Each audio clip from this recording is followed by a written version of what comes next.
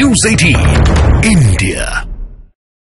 Samajwadi party के प्रवक्ता किसानों की बात कर रहे हैं, स्वामीनाथन आयोग की रिपोर्ट की बात कर रहे हैं। इनको ये भी नहीं पता होगा 5 रिपोर्ट आई थी और 2006 में आई थी मानवर, और 2006 से लेकर 2014 तक आपकी सरकार थी, एक रिपोर्ट लागू नहीं किया। 99% की रिपोर्ट नरेंद्र मोदी सरकार ने लागू किया है। इसको नोट करिए और जाके 5 रिपोर्ट आप पढ़ लीजिएगा।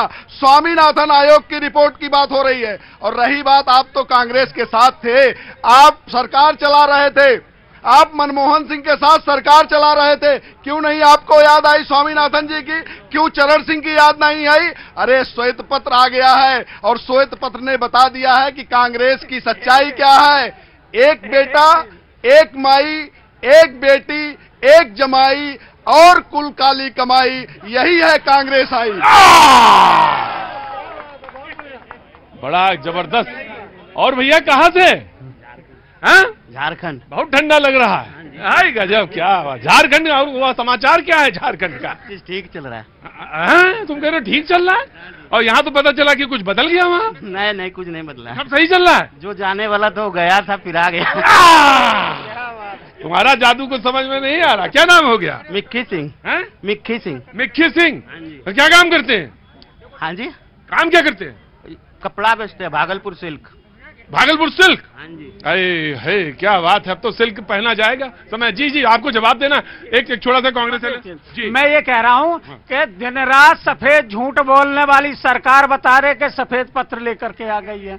दिन रात झूठ बोलते हैं। अब इनका देखें कि इन्होंने ही कहा था कि किसानों की आमदनी दोगुनी करेंगे, लेकिन हुआ क्या? कुछ नहीं हुआ। 3 काले कानून और किसानों पे लाद दिए।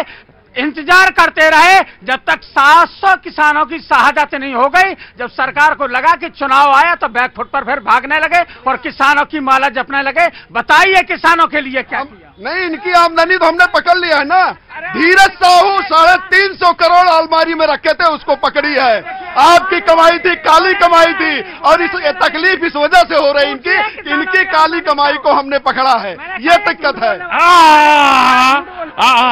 कांग्रेस के प्रवक्ता, मैं आगे बुलाना चाहता हूं कांग्रेस के प्रवक्ता जी, आइए। सुनील जी को भी सुना जाए जी। चौधरी चरण सिंह की याद आज अचानक।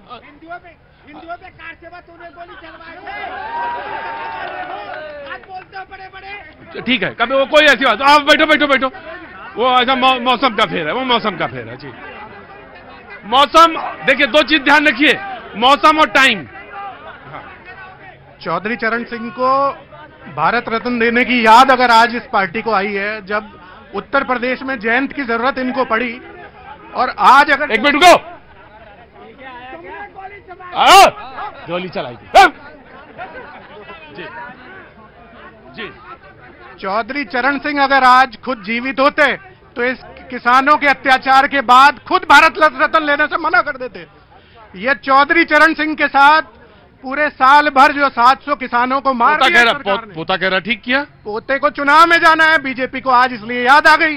4 दिन पहले ये बात लीक हो गई कि चरण सिंह को भारत रत्न मिलने जा रहा है, क्योंकि उत्तर प्रदेश के चुनाव में जयंत के साथ इनका समझौता होने जा रहा है।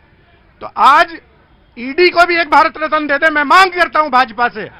इतनी मदद ईडी ने इनकी करी है, तो एक भारत रत्न की मांग अडानी के लिए भी मैं करता हूं कि ये सरकार, अडवाणी शायद गलती से दे दिया, वी लगाना भूल गए, अडानी की जगह।